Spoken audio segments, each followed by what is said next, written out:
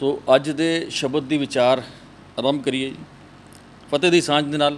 ਵਾਹਿਗੁਰੂ ਜੀ ਕਾ ਖਾਲਸਾ, ਵਾਹਿਗੁਰੂ ਜੀ ਕੀ ਫਤਿਹ। ਲੰਬੇ ਸਮੇਂ ਤੋਂ ਅਸੀਂ ਗੁਰਬਾਣੀ ਵਿਚਾਰ ਇੱਥੇ ਕਰ ਰਹੇ ਹਾਂ ਔਰ ਗੁਰਬਾਣੀ ਦੇ ਜਿਹੜੇ ਨੁਕਤੇ ਨੇ, ਸਿਧਾਂਤ ਨੇ, ਉਹਨਾਂ ਦੀ ਵਿਚਾਰ ਕਰਦੇ ਹਾਂ ਔਰ ਆਪਣੇ 'ਤੇ ਉਹਨੂੰ ਕਿਸ ਤਰ੍ਹਾਂ ਇੰਪਲੀਮੈਂਟ ਕਰਨਾ, ਪ੍ਰੈਕਟੀਕਲ ਲਾਈਫ ਉਹਨੂੰ ਕਿਸ ਤਰ੍ਹਾਂ ਨਿਭਾਉਣੀ ਹੈ ਔਰ ਅੱਜ ਦੇ ਅਜੋਕੇ ਹਾਲਾਤਾਂ ਦੇ ਵਿੱਚ ਗੁਰਬਾਣੀ ਸਾਨੂੰ ਕਿਵੇਂ ਗਾਈਡੈਂਸ, ਕਿਵੇਂ ਸਹਾਇਕ ਹੁੰਦੀ ਹੈ, ਅਸੀਂ ਉਹਦੀ ਵੀ ਗੱਲ ਚਰਚਾ ਕਰਦੇ ਹਾਂ। ਜੋ ਵੀ ਮੌਜੂਦਾ ਹਾਲਾਤ ਹੁੰਦੇ ਨੇ ਔਰ ਆਪਣੇ ਉੱਤੇ ਲਗਾ ਕੇ। ਸੋ ਉਸੇ ਸੰਦਰਭ ਦੇ ਵਿੱਚ ਅੱਜ ਇੱਕ ਸ਼ਬਦ ਦੀ ਵਿਚਾਰ ਤੁਹਾਡੇ ਨਾਲ ਸਾਂਝੀ ਕਰ ਰਹੇ ਹਾਂ। ਕਬੀਰ ਸਾਹਿਬ ਦਾ ਉਚਾਰਿਆ ਹੋਇਆ ਸ਼ਬਦ ਗੁਰੂ ਗ੍ਰੰਥ ਸਾਹਿਬ ਜੀ ਦੇ 1159 ਨੰਬਰ ਇਹ ਪੇਜ 'ਤੇ ਅੰਕਿਤ ਹੈ। ਕਬੀਰ ਸਾਹਿਬ ਦਾ ਸ਼ਬਦ, ਉਲਟ ਜਾਤ ਕੁਲ ਦਊ ਬਿਸਾਰੀ, ਸੁਨ ਸਹਿਜ ਮੈਂ ਬੁਨਤ ਹਮਾਰੀ, ਹਮਰਾ ਝਗੜਾ ਰਹਾ ਨਾ ਕਹੂ, ਪੰਡਤ ਮੁੱਲਾ ਛਾਡੇ ਦਊ ਰਹਾਓ, ਬੁਨ ਬੁਨ ਆਪ ਪਹਿਰਾਵੋਂ, ਜਹ ਨਹੀਂ ਆਪ ਤਹਾਂ ਹੋਏ ਗਾਵੋਂ, पंडित मुल्ला जो लिख दिया छाड़ चले हम कछु ना लिया, हृदय एक लाख निरख लै मीरा, आप खोज खोज मिले कबीरा। कबीर साहब का उचारिया होया शब्द किहड़ी सदी दे विच शब्द उचारिया होएगा और अज दे संदर्भ दे विच किस तरह ये सानू जिहड़ी सेध दिंदा है, रैलेवेंट है शब्द ਸਾਡੇ ਵਾਸਤੇ। ਅਸੀਂ ਉਸ ਦੀ ਵਿਚਾਰ ਕਰਾਂਗੇ ਔਰ ਕਬੀਰ ਸਾਹਿਬ ਨੇ ਜੋ ਇਹਦੇ 'ਚ ਨੁਕਤੇ ਦਿੱਤੇ ਨੇ ਉਹਦੀ ਵੀ ਸਾਂਝ ਜਿਹੜੀ ਅਸੀਂ ਕਰਨ ਦੀ ਕੋਸ਼ਿਸ਼ ਕਰਦੇ ਹਾਂ। ਸੋ ਇਸ ਪੂਰੇ ਸ਼ਬਦ ਦੇ ਵਿੱਚ ਕਬੀਰ ਸਾਹਿਬ ਨੇ ਜਿਹੜਾ ਪੰਡਤ ਅਤੇ ਮੁਲਾਣਿਆਂ ਦੇ ਜਿਹੜੇ ਪਖੰਡ ਨੇ ਉਹਨਾਂ ਦਾ ਪਰਦਾਫਾਸ਼ ਕੀਤਾ ਔਰ ਆਪਣੇ ਆਪ ਨੂੰ ਉਹਨਾਂ ਤੋਂ ਕਿਨਾਰਾ ਕੀਤਾ ਕਿ ਮੇਰਾ ਇਹਨਾਂ ਦੇ ਨਾਲ, ਇਹਨਾਂ ਦੇ ਪਖੰਡ ਦੇ ਨਾਲ, ਇਹਨਾਂ ਦੇ ਕਰਮ ਕਾਂਡ ਨਾਲ, ਇਹਨਾਂ ਦੇ ਸਿਧਾਂਤਾਂ ਦੇ ਨਾਲ ਕੋਈ ਸੰਬੰਧ ਨਹੀਂ। ਰਹਾਓ ਦੇ ਬੰਦ ਵਿੱਚ ਕਹਿੰਦੇ ਨੇ, ਹਮਰਾ ਝਗੜਾ ਰਹਾ ਨਾ ਕਹੂ, ਪੰਡਤ ਮੁੱਲਾ ਛਾਡੇ ਦੋ। ਝਗੜਾ ਤੋਂ ਭਾਵ ਲੜਾਈ ਦਾ ਨਹੀਂ ਹੈਗਾ, ਝਗੜਾ ਤੋਂ ਭਾਵ ਹੈ ਵਿਚਾਰਧਾਰਾ। ਮੇਰੀ ਵਿਚਾਰਧਾਰਾ ਜਿਹੜੀ ਨਾ ਹੁਣ ਮੈਂ ਇਸ ਤੋਂ ਵੱਖਰੀ ਹੈ, ਮੇਰੀ ਇਹਨਾਂ ਦੇ ਨਾਲ ਕੋਈ ਜਿਹੜੀ ਹੈ ਵਿਚਾਰਧਾਰਾ ਨਹੀਂ ਮਿਲਦੀ। ਭਾਵ ਮੁਲਾਣੇ ਹੋਣ ਅਤੇ ਭਾਵੇਂ ਪੰਡਤ ਹੋਣ, ਮੇਰਾ ਇਹਨਾਂ ਦੇ ਨਾਲ ਕੋਈ ਜਿਹੜਾ ਵਾਹ ਵਾਸਤਾ ਨਹੀਂ ਹੈ। ਜੋ ਇਹ ਜੋ ਸਮਝਾਉਂਦੇ ਨੇ, ਜੋ ਪੜ੍ਹਾਉਂਦੇ ਨੇ, ਜੋ ਇਹ ਕਰਮਕਾਂਡਾਂ ਦੇ ਬਾਰੇ ਦੱਸਦੇ ਨੇ, ਮੈਂ ਇਹਨਾਂ ਦੋਨਾਂ ਨੂੰ ਛੱਡ ਦਿੱਤਾ। ਔਰ ਗੁਰੂ ਗ੍ਰੰਥ ਸਾਹਿਬ ਦੀ ਜੋ ਵਿਚਾਰਧਾਰਾ ਉਹ ਵੀ ਇਹੀ ਹੈ ਕਿ ਕੋਈ ਵੀ ਜਿਹੜਾ ਕੱਪੜਿਆਂ ਦੇ ਨਾਲ, ਕੋਈ ਕੱਪੜੇ ਪਾ ਲੇ ਉਸ ਰੰਗ ਦੇ, ਕਿਸੇ ਖਾਸ ਰੰਗ ਦੇ ਕੱਪੜੇ ਪਾ ਲੇ, ਉਹ ਧਰਮ ਨਹੀਂ ਹੁੰਦਾ। ਕਿਸੇ ਖਾਸ ਤੀਰਥ ਸਥਾਨ ਜਾਂ ਕਿਸੇ ਖਾਸ ਸਥਾਨ 'ਤੇ ਚਲਾ ਜਾਏ ਅਤੇ ਕਹੇ ਮੈਂ ਧਰਮ ਕਰ ਲਿਆ, ਕੋਈ ਉਹ ਧਰਮ ਨਹੀਂ ਹੈ। ਜਾਂ ਕਿਸੇ ਵੀ ਤਰ੍ਹਾਂ ਦਾ ਇਸ ਤਰ੍ਹਾਂ ਦਾ ਕੋਈ ਚੀਜ਼ ਜਿਹਨੂੰ ਅਸੀਂ ਕਰਮ ਕਾਂਡ ਕਹਿੰਦੇ ਹਾਂ ਜਾਂ ਪਖੰਡ ਕਹਿੰਦੇ ਹਾਂ, ਉਸ ਤਰ੍ਹਾਂ ਦੀ ਕਰਨ ਦੇ ਨਾਲ ਜਿਹੜਾ ਹੈ ਉਹ ਕੋਈ ਵੀ ਜਿਹੜਾ ਹੈ ਧਰਮ ਜਿਹੜਾ ਨਹੀਂ ਨਿਭਦਾ। ਗੁਰਬਾਣੀ ਦਾ ਜਿਹੜਾ ਸਿਧਾਂਤ ਹੈ, ਸਰਬ ਧਰਮ ਮਾਨੋ ਤਹਿ ਕੀਐ, ਜੈ ਪ੍ਰਭ ਕੀਰਤ ਗਾਈ। ਧਰਮ ਉਹੀ ਹੈ ਜਿਹਦੇ ਵਿੱਚ ਤੁਸੀਂ ਪ੍ਰਭੂ ਦੀ ਕੀਰਤੀ ਗਾਈ, ਭਾਵ ਰੱਬੀ ਨਿਯਮ 'ਤੇ ਜਿਹੜਾ ਚੱਲ ਰਿਹਾ ਨਾ ਉਹ ਧਰਮ ਕਰ ਰਿਹਾ। ਕੋਈ ਖਾਸ ਕੱਪੜੇ, ਕੋਈ ਖਾਸ ਰੰਗ, ਕੋਈ ਖਾਸ ਪੇਸ਼ ਭੂਸ਼ਾ, ਕੋਈ ਖਾਸ ਪਖੰਡ, ਕੋਈ ਖਾਸ ਕਰਮ ਕਾਂਡ ਕਰਨ ਦੇ ਨਾਲ ਕੋਈ ਧਰਮ ਨਹੀਂ ਹੁੰਦਾ। ਰੱਬੀ ਨਿਯਮ ਦੇ ਮੁਤਾਬਿਕ ਜੋ ਚੱਲ ਰਿਹਾ ਨਾ ਉਹ ਐਕਚੁਅਲ ਦੇ ਵਿੱਚ ਧਰਮ ਹੈ। ਸੋ ਇਹ ਕਬੀਰ ਸਾਹਿਬ ਇਸ ਰਹਾਓ ਦੇ ਵਿੱਚ ਕਹਿੰਦੇ ਨੇ ਕੀ ਕੀ ਛੱਡਿਆ ਉਸ ਦੀ ਗੱਲ ਕਰਦੇ ਨੇ। ਉਲਟ ਜਾਤ ਕੁਲ ਦੋ ਬਿਸਾਰੀ, ਇਹ ਪਹਿਲਾ ਬੰਦ ਹੈ। ਸੁਨ ਸਹਿਜ ਮੈਂ ਬੁਨਤ ਹਮਾਰੀ। ਹੁਣ ਛੱਡਿਆ ਕੀ ਇਹ ਕਹਿੰਦੇ ਨੇ, ਜਾਤ ਅਤੇ ਕੁਲ ਮੈਨੂੰ ਛੱਡ ਦਿੱਤੀ। ਸਭ ਤੋਂ ਵੱਡੀ ਜਿਹੜੀ ਚੀਜ਼ ਸੀ ਨਾ ਉਹ ਜਾਤ ਪਾਤ, ਜਿਹੜੀ ਕੁਲ ਵਰਨ ਵੰਡ ਜਿਹੜਾ ਸੀ ਨਾ, ਉਹ ਸਭ ਤੋਂ ਵੱਡਾ ਜਿਹੜਾ ਇਹ ਚੀਜ਼ ਖਾਸ ਤੌਰ 'ਤੇ ਜਿਹੜੀ ਹੈ ਬ੍ਰਾਹਮਣਵਾਦ ਦੇ ਵਿੱਚ ਬਹੁਤ ਜ਼ਿਆਦਾ ਸੀ। ਸੋ ਉਹ ਜਿਹੜੀ ਚੀਜ਼ ਜਿਹੜੀ ਨਾ ਜਾਤ ਪਾਤ ਕੁਲ ਵਰਨ, ਇਹ ਕਹਿੰਦੇ ਮੈਂ ਛੱਡ ਦਿੱਤਾ, ਹੁਣ ਇਹਨੂੰ ਮੇਰਾ ਇਹਦੇ ਨਾਲ ਕੋਈ ਵਾਹ ਵਾਸਤਾ ਨਹੀਂ। ਸੁਨ ਸਹਿਜ ਮੈਂ, ਸਹਿਜ ਕੀ ਹੁੰਦਾ? ਸਹਿਜ ਦਾ ਮਤਲਬ ਬਿਲਕੁਲ ਰੱਬੀ ਨਿਯਮ ਦੇ ਮੁਤਾਬਿਕ, ਉਹਦੇ ਹੁਕਮ ਦੇ ਮੁਤਾਬਿਕ ਸਹਿਜ ਅਵਸਥਾ। ਬੁਨਤ ਹਮਾਰੀ, ਬੁਨਤ ਮਤਲਬ ਮੇਰੀ ਹੁਣ ਬੁਣਤੀ ਜਿਹੜੀ ਹੈ। ਹੁਣ ਕਹਿੰਦੇ ਨਾ, ਬੰਦਾ ਕਹਿੰਦਾ ਨਾ ਕਿਹੜੀ ਕੀ ਤਾਣੇ ਬਾਣੇ ਬੁਣਦਾ ਪਿਆ, ਹੁਣ ਜਿਹੜੀ ਮੇਰੀ ਆਪਣੇ ਤਾਣਾ ਬਣਾ ਬੁਣਦਾ ਨਾ, ਇਹ ਬੁਣਤ ਹਮਾਰੀ ਮੇਰੀ ਆਪਣੀ ਹੈ, ਉਸ ਰੱਬੀ ਨਿਯਮ ਦੇ ਮੁਤਾਬਕ ਹੈ। ਹੁਣ ਕਿਸੇ ਦੀ ਬੁਣਤੀ ਮੈਂ ਨਹੀਂ ਬੁਣਦਾ, ਹੁਣ ਮੇਰੀ ਬੁਣਤੀ ਆਪਣੀ ਹੈ ਜੋ ਰੱਬੀ ਨਿਯਮ ਹੈ, ਉਸ ਦੇ ਮੁਤਾਬਕ। ਸੁਨ ਸਹਿਜ, ਹੁਣ ਸਹਿਜ ਦੇ ਵਿੱਚ ਆ ਗਿਆ। ਜਦੋਂ ਗੁਰਮਤਿ ਦੀ ਅਸੀਂ ਗੱਲ ਕਰਦੇ ਹਾਂ, ਉਹਦੇ ਵਿੱਚ ਵੀ ਰੱਬੀ, ਜਦੋਂ ਦੇਖੋ ਖੰਡੇ ਬਾਟੇ ਦੀ ਪਹੋਲ ਦਾ ਜਦੋਂ ਦਿੱਤੀ ਜਾਂਦੀ ਨਾ, ਉਦੋਂ ਨਾਲ ਹੀ ਗੱਲ ਕਰੀਏ ਕਿ ਤੇਰੀ ਕੁਲ ਨਾਸ਼, ਤੇਰੀ ਜਾਤ ਖਤਮ, ਤੇਰਾ ਹੁਣ ਨਵਾਂ ਜਨਮ ਹੋਇਆ। ਮਤਲਬ ਇਹੀ ਸਿਧਾਂਤ ਉਹਦੇ ਵਿੱਚ ਵੀ ਦਿੱਤਾ ਹੋਇਆ। ਇਹ ਗੱਲ ਵੱਖਰੀ ਹੈ ਕਿ ਸਾਨੂੰ ਧੱਕੇ ਨਾਲ ਜਾਂ ਕਿਸੇ ਤਰੀਕੇ ਦੇ ਨਾਲ ਜਿਹੜਾ ਹੈ ਨਾ, ਉਹ ਉਸ ਢੰਗ ਦੇ ਨਾਲ ਜੋੜਿਆ ਜਾਂਦਾ ਕਿ ਤੁਸੀਂ ਉਸੀ ਵਰਣ ਵੰਡ ਦੇ ਵਿੱਚ ਹੀ ਮਤਲਬ ਸਾਨੂੰ ਦਿੱਤਾ ਜਾਂਦਾ ਕਿ ਤੁਸੀਂ ਹੈ ਹਿੰਦੂ ਹੀ, ਭਾਵੇਂ ਜਿੰਨਾ ਮਰਜ਼ੀ ਉਹ ਸਿਧਾਂਤਾਂ ਦੇ ਨਾਲ ਅਸੀਂ ਕਰ ਲਈਏ ਗੱਲ। ਇਹ ਸਾਰੀਆਂ ਗੱਲਾਂ ਫਿਰ ਉੱਥੇ ਹੀ ਸਾਨੂੰ ਲੈ ਕੇ ਜਾਂਦੀਆਂ, ਕਿਉਂਕਿ ਇੱਕ ਬੜੀ ਕੌਨਸਪੀਰੇਸੀ ਦੇ ਨਾਲ ਇਹ ਸਾਰੀਆਂ ਚੀਜ਼ਾਂ। ਹੁਣ ਜਦੋਂ ਸਵਾਲ ਆਉਂਦੇ ਨਾ ਸਾਡੇ 'ਤੇ ਕਿ ਇਸ ਤਰ੍ਹਾਂ ਦੇ ਕਿ ਵੀ ਤੁਸੀਂ ਹਿੰਦੂਆਂ ਦੇ ਵਿੱਚੋਂ ਹੀ ਨਿਕਲੇ ਹੋ, ਤੁਸੀਂ ਉਹ ਆਮ ਤੌਰ 'ਤੇ ਕਿਹਾ ਜਾਂਦਾ। ਹੁਣ ਵੀ ਨਵੀਂ ਇੱਕ ਚੀਜ਼ ਉਭਰੀ ਹੈ ਕੁਛ ਟਾਈਮ ਤੋਂ ਕਿ ਇਹ ਸਿੱਖ ਜਿਹੜੇ ਨੇ ਇਹ ਹਿੰਦੂਆਂ ਦੀ ਰੱਖਿਆ ਵਾਸਤੇ ਪੈਦਾ ਹੋਏ ਨੇ, ਬਣੇ ਹੀ ਉਹਦੇ ਵਾਸਤੇ ਸੀ। ਇਹ ਹੁਣ ਜ਼ਿਆਦਾ ਉਭਾਰ ਕੇ, ਪਹਿਲੇ ਵੀ ਸੀ ਲੇਕਿਨ ਹੁਣ ਜ਼ਿਆਦਾ ਹੋਰ ਉਭਾਰ ਕੇ ਗੱਲ ਕੀਤੀ ਜਾ ਰਹੀ ਹੈ ਬਹੁਤ। ਦੇਖੋ ਜਿੰਨੇ ਵੀ ਇਹ ਸਵਾਲ ਨੇ, ਜਿੰਨੀਆਂ ਵੀ ਇਹ ਗੱਲਾਂ ਗੀਆਂ, ਭਾਈ ਕਾਹਨ ਸਿੰਘ ਨਾਭਾ ਉਹਨਾਂ ਨੇ ਇਤਨੇ ਸੁਚੱਜੇ ਢੰਗ ਦੇ ਨਾਲ ਇਹਨਾਂ ਦੇ ਜਵਾਬ ਦਿੱਤੇ ਨੇ। ਜੇ ਤੁਸੀਂ ਕਿਤਾਬ ਸੁਣੀ ਹੋਏਗੀ ਕਦੀ ਉਹਦੇ ਬਾਰੇ, ਤੇ ਇੱਕ ਕਿਤਾਬ ਉਹਨਾਂ ਨੇ ਲਿਖੀ ਹੈ ਹਮ ਹਿੰਦੂ ਨਹੀਂ, ਭਾਈ ਕਾਹਨ ਸਿੰਘ ਨਾਭਾ ਦੀ ਕਿਤਾਬ। ਕਮਾਲ ਦੀ ਕਿਤਾਬ ਹੈ ਉਹ, ਬਹੁਤ ਜ਼ਿਆਦਾ ਵੱਡੀ ਨਹੀਂ, ਪਤਲੀ ਜੀ ਕਿਤਾਬ ਹੈ। ਲੇਕਿਨ ਜਿਹੜੇ ਸਵਾਲ ਸਾਡੇ ਸਾਹਮਣੇ ਆਉਂਦੇ ਨੇ, ਜਿਨ੍ਹਾਂ ਤਰਕਾਂ ਦੇ ਨਾਲ ਸਾਡਾ ਵਾਹ ਵਾਸਤਾ ਪੈਂਦਾ, ਉਹ ਸਾਰੇ ਤਰਕ, ਉਹ ਸਾਰੇ ਸਵਾਲ ਜਵਾਬ ਜਿਹੜੇ ਨੇ ਉਹਨਾਂ ਨੇ ਉਸ ਕਿਤਾਬ ਦੇ ਵਿੱਚ ਦੱਸੇ ਹੋਏ ਨੇ। ਔਰ ਸਭ ਤੋਂ ਵੱਡੀ ਗੱਲ, ਜਿਹੜਾ ਕਿਤਾਬ ਦਾ ਲਿਖਣ ਦੀ ਜਿਹੜੀ ਸ਼ੈਲੀ ਹੈ ਨਾ ਉਹਨਾਂ ਦੀ, ਉਹ ਵਾਰਤਕ ਰੂਪ ਦੇ ਵਿੱਚ ਹੈ। ਯਾਨੀ ਕਿ ਕੋਈ ਹਿੰਦੂ ਕਿਸੇ ਸਿੱਖ ਨਾਲ ਗੱਲ ਕਰ ਰਿਹਾ, ਉਹੀ ਸਵਾਲ ਕਰ ਰਿਹਾ ਜੋ ਸਾਨੂੰ ਆਮ ਤੌਰ 'ਤੇ ਕੀਤੇ ਜਾਂਦੇ ਨੇ, ਔਰ ਸਿੱਖ ਜਿਹੜਾ ਉਹਦਾ ਜਵਾਬ ਦੇ ਰਿਹਾ। ਇਸ ਵਾਰਤਕ ਰੂਪ ਦੇ 'ਚ ਉਹ ਗੱਲ ਕੀਤੀ ਹੈ ਕਿ ਵੀ ਤੁਸੀਂ ਹਿੰਦੂਆਂ 'ਚੋਂ ਨਿਕਲੇ ਹੋ, ਹੈ ਤਾਂ ਹਿੰਦੂ ਹੋ, ਤੁਹਾਡੇ ਉਹਦੇ ਵਿੱਚ ਰਾਮ ਦਾ ਨਾਮ ਵੀ ਤੇ ਆਇਆ ਹੋਇਆ ਹੈ, ਵੇਦਾਂ ਦਾ ਨਾਮ ਹੀ ਆਇਆ ਹੋਇਆ। ਉਹ ਸਾਰੇ ਜਿਤਨੀਆਂ ਵੀ ਸਵਾਲ ਨੇ ਨਾ, ਉਹ ਗੱਲਬਾਤ ਦੇ ਵਿੱਚ ਵਾਰਤਕ ਰੂਪ ਦੇ ਵਿੱਚ ਉਹ ਗੱਲਬਾਤ ਕੀਤੀ। ਉਸ ਵਾਰਤਕ ਰੂਪ ਦੇ ਵਿੱਚ ਉਹ ਉਹਨਾਂ ਨੇ ਉਸ ਦੇ ਸਾਰੇ ਜਵਾਬ ਦਿੱਤੇ ਨੇ। ਮਤਲਬ ਪੜ੍ਹਨ ਵਾਲੀ ਕਿਤਾਬ ਹੈ। 100 ਸਾਲ ਤੋਂ ਜ਼ਿਆਦਾ ਹੋ ਗਏ ਨੇ ਇਸ ਕਿਤਾਬ ਨੂੰ ਲਿਖੇ ਹੋਏ। ਉਦੋਂ ਵੀ ਮਤਲਬ ਇਹ ਸਵਾਲ ਆਉਂਦੇ ਸੀ। ਉਹਨਾਂ ਨੇ ਵੀ ਜਿਹੜੀ ਕਿਤਾਬ ਲਿਖੀ ਸੀ, ਉਹਦੇ ਇੱਕ ਕਿਤਾਬ ਸੀ ਹਮ ਹਿੰਦੂ ਹੈ ਨਾ, ਸਿੱਖ ਹਿੰਦੂ ਹੈ। ਇਸ ਕਿਤਾਬ ਦੇ ਜਵਾਬ ਦੇ ਵਿੱਚ ਇਹਨਾਂ ਨੇ ਕਿਤਾਬ ਲਿਖੀ ਸੀ ਕਿ ਹਮ ਹਿੰਦੂ ਨਹੀਂ, ਸਿੱਖ ਹਿੰਦੂ ਹੈ ਦੇ ਜਵਾਬ ਦੇ। ਔਰ ਇਸ ਕਿਤਾਬ ਨੇ ਜਿਤਨਾ ਵੀ ਉਹ ਉਸ ਟਾਈਮ ਦਾ ਜਿਹੜਾ ਆਰਿਆ ਸਮਾਜੀ ਜਿਹੜਾ ਫਿਲਾਵਟ ਸੀ, ਜਾਂ ਜਿਹੜਾ ਲੈਂਡ ਦੀ ਗਰਬੇ ਦੇ ਵਿੱਚ ਲੈਣ ਦਾ ਜਿਹੜੀ ਸਾਜ਼ਿਸ਼ ਸੀ, ਉਸ ਸਾਰੀ ਸਾਜ਼ਿਸ਼ ਦਾ ਜਿਹੜਾ ਹੈ ਨਾ, ਉਹ ਮਤਲਬ ਪੱਖੀਆਂ ਉਡੇੜ ਕੇ ਰੱਖਦੀ ਸੀ ਇਸ ਕਿਤਾਬ ਨੇ। ਇਤਨੀ ਇਹ ਕਿਤਾਬ ਜਿਹੜੀ ਜ਼ਬਰਦਸਤ, ਮਤਲਬ ਅੱਜ 100 ਸਾਲ ਤੋਂ ਬਾਅਦ ਵੀ ਅੱਜ ਉਹ ਨਹੀਂ ਸਾਰਥਕ ਹੈ ਕਿਤਾਬ। ਸੋ ਉਸ ਕਿਤਾਬ ਦੀ ਮੈਂ ਤੁਹਾਨੂੰ ਥੋੜ੍ਹੀ ਜਿਹੀ ਦੱਸਦੀ ਹਾਂ ਕਿ ਉਸ ਕਿਤਾਬ ਦੇ ਵਿੱਚ ਸ਼ੁਰੂ ਦੇ ਵਿੱਚ ਹੀ ਉਹਨਾਂ ਨੇ ਗੱਲ ਕਰ ਦਿੱਤੀ ਕਿ ਇਹ ਕਿਤਾਬ ਜਿਹੜੀ ਹੈ, ਮੈਂ ਕਿਸੇ ਵੀ ਧਰਮ ਦੇ ਵਿਰੋਧ ਦੇ ਵਿੱਚ ਨਹੀਂ ਲਿਖ ਰਿਹਾ। ਸਿਰਫ ਸਾਡਾ ਜਿਹੜਾ ਨਿਆਰਾਪਨ ਹੈ, ਜਿਹੜਾ ਵੱਖਰਾਪਨ ਹੈ, ਉਸ ਨੂੰ ਉਭਾਰਨ ਵਾਸਤੇ, ਉਸ ਨੂੰ ਸਪਸ਼ਟ ਕਰਨ ਵਾਸਤੇ ਕਿਤਾਬ ਦੀ ਜਿਹੜੀ ਹੈ ਮੈਂ ਲਿਖ ਰਿਹਾ। ਮੈਨੂੰ ਕਿਸੇ ਜਿਹੜੀ ਹੈ ਉਹ ਜਿਹੜੀ ਸਾਡਾ ਵੱਖਰੀ ਹੋਂਦ ਹੈ, ਉਸ ਹੋਂਦ ਨੂੰ ਦਰਸਾਉਣ ਵਾਸਤੇ ਕਿਤਾਬ ਲਿਖੀ, ਕਿਸੇ ਧਰਮ ਦੀ ਵਿਰੋਧਤਾ ਦੇ ਵਿੱਚ ਨਹੀਂ ਲਿਖ ਰਿਹਾ। ਔਰ ਉਸ ਕਿਤਾਬ ਦੇ ਵਿੱਚ ਉਹ ਲਿਖਦੇ ਨੇ ਭਾਈ ਕਾਹਨ ਸਿੰਘ ਨਾਭਾ ਕਿ ਕਦੇ ਕਿਸੇ ਮੁਸਲਮਾਨ ਨੇ ਨਹੀਂ ਕਿਹਾ ਕਿ ਸਿੱਖ ਮੁਸਲਮਾਨ ਨੇ, ਕਦੇ ਈਸਾਈਆਂ ਨੇ ਨਹੀਂ ਕਿਹਾ, ਕਿਉਂਕਿ ਉਸ ਟਾਈਮ ਅੰਗਰੇਜ਼ ਇੱਥੇ ਆ ਚੁੱਕੇ ਸੀ। ਕਦੀ ਈਸਾਈਆਂ ਨੇ ਨਹੀਂ ਕਿਹਾ ਕਿ ਸਿੱਖ ਈਸਾਈ ਨੇ। ਇਹ ਸਾਨੂੰ ਇਹੀ ਕਿਉਂ ਕਿਹਾ ਜਾਂਦਾ ਕਿ ਸਿੱਖ ਹਿੰਦੂ ਨੇ, ਜਦ ਕਿ ਉਹ ਬੜੀਆਂ ਚੀਜ਼ਾਂ ਸਪਸ਼ਟ ਹੈਗੀਆਂ। ਬੜੇ ਉਹਨਾਂ ਨੇ ਉਦਾਹਰਣ ਵੀ ਦਿੱਤੇ ਨੇ ਕਿ ਕਿਸ ਤਰ੍ਹਾਂ ਯਹੂਦੀਆਂ 'ਚ ਮੁਸਲਮਾਨ ਨਿਕਲੇ, ਜੇ ਉਹ ਕ੍ਰਿਸਚਨ ਨਿਕਲੇ, ਅਤੇ ਕਦੀ ਉਹਨਾਂ ਯਹੂਦੀ ਕਦੀ ਨਹੀਂ ਕਹਿੰਦੇ ਕਿ ਤੁਸੀਂ ਮੁਸਲਮਾਨਾਂ ਨੂੰ ਕਿਸੇ ਯਹੂਦੀ ਹੋ, ਸਾਰੇ ਉਹਨਾਂ ਵਿੱਚੋਂ ਹੀ ਨਿਕਲੇ ਹੋਏ ਨੇ। ਅਤੇ ਸਿੱਖਾਂ ਨੂੰ ਇਹ ਹਮੇਸ਼ਾ ਗੱਲ ਕਿਉਂ ਕਹੀ ਜਾਂਦੀ ਕਿ ਤੁਸੀਂ ਹਿੰਦੂ ਹੀ ਹੋ। ਸੋ ਬੜੀਆਂ ਸਾਰੀਆਂ ਜਿਹੜੀਆਂ ਉਹ ਉਹਨਾਂ ਨੇ ਜਵਾਬ ਦਿੱਤੇ ਨੇ।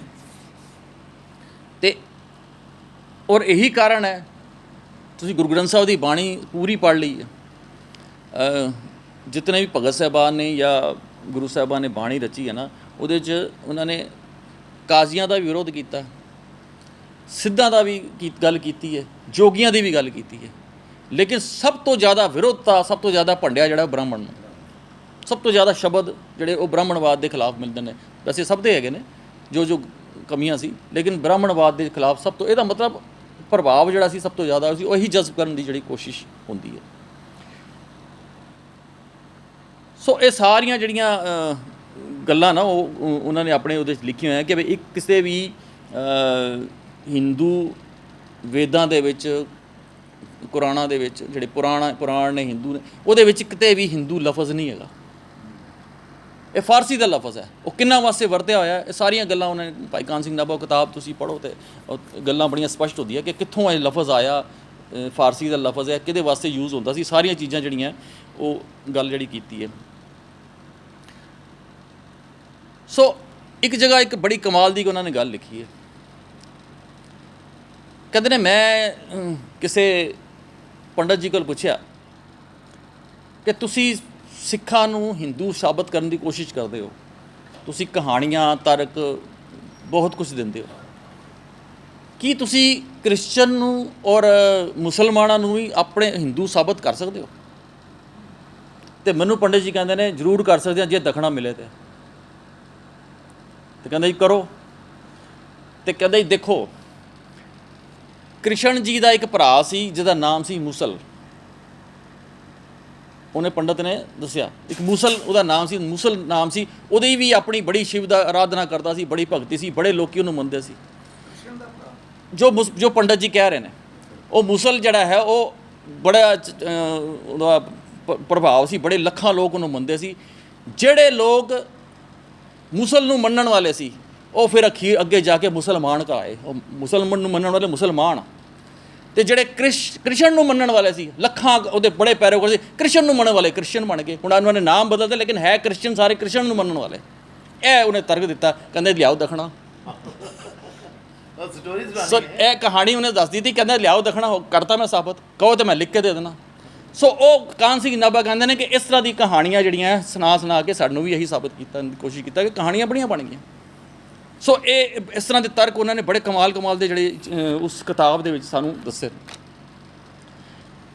ਸੋ ਭਾਈ ਕਾਨ ਸਿੰਘ ਨਾਭਾ ਮਤਲਬ ਇੱਕ ਡਿਪਟੀ ਕਮਿਸ਼ਨਰ ਔਰ ਮੈਜਿਸਟ੍ਰੇਟ ਦੀ ਪੋਸਟ 'ਤੇ ਵੀ ਰਹੇ ਹੋ, ਔਰ ਉਸ ਤੋਂ ਬਾਅਦ ਜੱਜ ਦੀ ਨੌਕਰੀ ਵੀ ਕੀਤੀ ਉਹਨਾਂ ਨੇ। ਇਤਨੀ ਵੱਡੀ ਪੋਸਟ ਦੇ ਉੱਤੇ ਰਹਿਣ ਤੋਂ ਬਾਅਦ ਜੱਜ ਦੀ ਪੋਸਟ ਤੱਕ ਪਹੁੰਚੇ। ਉਸ ਤੋਂ ਬਾਅਦ ਉਹਨਾਂ ਜੱਜ ਦੀ ਨੌਕਰੀ ਛੱਡੀ ਸਿਰਫ ਇਸ ਕਰਕੇ ਕਿ ਮੈਨੂੰ ਸਮਾਂ ਚਾਹੀਦਾ ਹੈ ਆਪਣਾ ਮਹਾਨ ਕੋਸ਼ ਪੂਰਾ ਕਰਨਾ।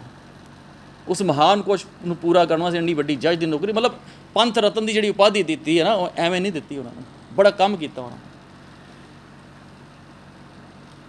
ਸੋ ਇਹ ਚੀਜ਼ਾਂ ਸਾਨੂੰ ਜਿਹੜੀਆਂ ਸਮਝਣੀਆਂ ਚਾਹੀਦੀਆਂ। ਉਹ ਕਿਤਾਬ ਵੀ ਪੜ੍ਹੀ ਹੈ ਅਤੇ ਇਹ ਸਾਰਾ ਸਾਨੂੰ ਅੱਗੇ ਕਹਿੰਦੇ ਨੇ, ਬੁਨ ਬੁਨ ਆਪ ਪਹਿਰਾਵੋ, ਜਹ ਨਹੀਂ ਆਪ ਤਹਾਂ ਹੋਏ ਗਾਵੋ। ਕਹਿੰਦੇ ਬੁਨ ਬੁਨ ਆਪ, ਉਹ ਬੁਣਤੀ ਜਿਹੜੀ ਬੁਣ ਰਿਹਾ ਕਬੀਰ ਸਾਹਿਬ ਦਾ ਅਗਲਾ ਪਦਾ ਸ਼ਬਦ ਦਾ, ਕਿ ਉਹ ਜਿਹੜੀ ਬੁਣਤੀ ਮੈਂ ਬੁਣ ਗਿਆ, ਬੁਣ ਕੇ ਆਪ ਮਤਲਬ ਆਪਣੇ ਆਪ ਨੂੰ ਸਮਝ ਕੇ ਮੈਂ ਆਪਣੇ ਆਪ ਨੂੰ ਹੀ ਸਮਝਾਉਂਦਾ। ਆਪਣੇ ਆਪ ਤੋਂ ਮੈਨੂੰ ਆਪ ਉਸ ਰੱਬੀ ਨਿਯਮ ਤੋਂ ਮੈਨੂੰ ਜਿਹੜੀਆਂ ਚੀਜ਼ਾਂ ਹੁਕਮ ਤੋਂ ਮੈਨੂੰ ਸਮਝ ਆਉਂਦੀਆਂ।